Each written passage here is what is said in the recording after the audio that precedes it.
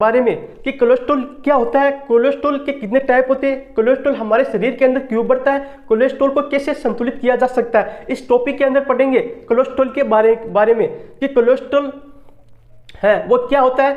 तो दोस्तों आपसे रिक्वेस्ट है कि इस वीडियो को शुरू से लेकर अंत तक जरूर देखना। अब बात करेंगे कि कोलेस्ट्रॉल क्या होता है। कोलेस्ट्रॉल एक मूंग जैसा पदार्थ होता है जो कि लीवर से प्रोड्यूस होता है। ये सभी एनिमल्स तथा ह्यूमन्स बॉडी के हर हिस्से के अंदर पाया जाता है। क्या है, कोलेस्ट्रॉल हर शरीर के हर हिस्से के अंदर पाया जाता है। दोस्तों ये हमारे शरीर के अंदर मुख्यतः सेल के निर्माण में, हार्मोन के निर्माण में, बाइल जूस के निर्माण के अंदर बहुत ही महत्वपूर्ण भूमिका निभाता है। दोस्तों जब सूर्य की किरण हमारे शरीर पे पड़ती है तो विटामिन डी के अंदर बदलने के लिए कोलेस्ट्रॉल है वो महत्वपूर्ण भूमिका निभाता है। दोस्तों जो कोलेस्ट्रॉल है तो सेल तक ले जाने का काम तथा सेल से वापस लाने का काम वो लिपोप्रोटीन के द्वारा होता है। दोस्तों अब हम बात करेंगे कि कोलेस्ट्रॉल के कितने टाइप होते हैं। कोलेस्ट्रॉल के 3 टाइप होते हैं। देखो दोस्तों, एक LDL, दूसरा HDL,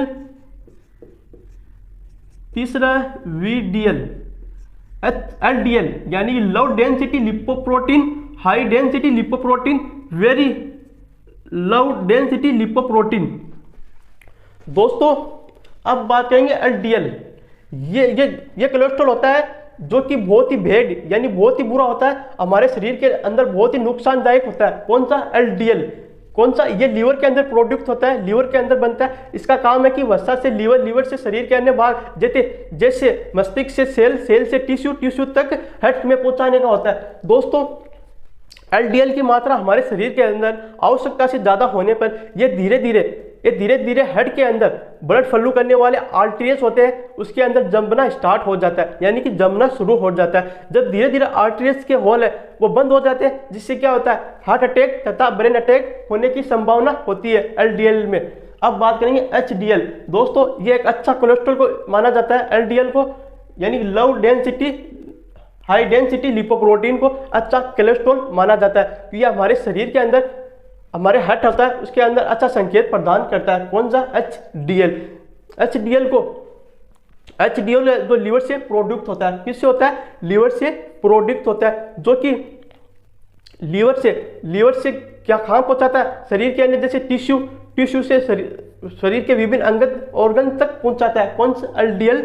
ये स्वास्थ्य के लिए यानी कि हार्ट के लिए अच्छा संकेत माना जाता है। LDL की मात्रा यानी कि 60 मिलीग्राम प्रति DL इसका लेवल होता है हमारे शरीर के अंदर, यानी 60 मिलीग्राम प्रति DL इसका शरीर में लेवल होता है। किसका, HDL का।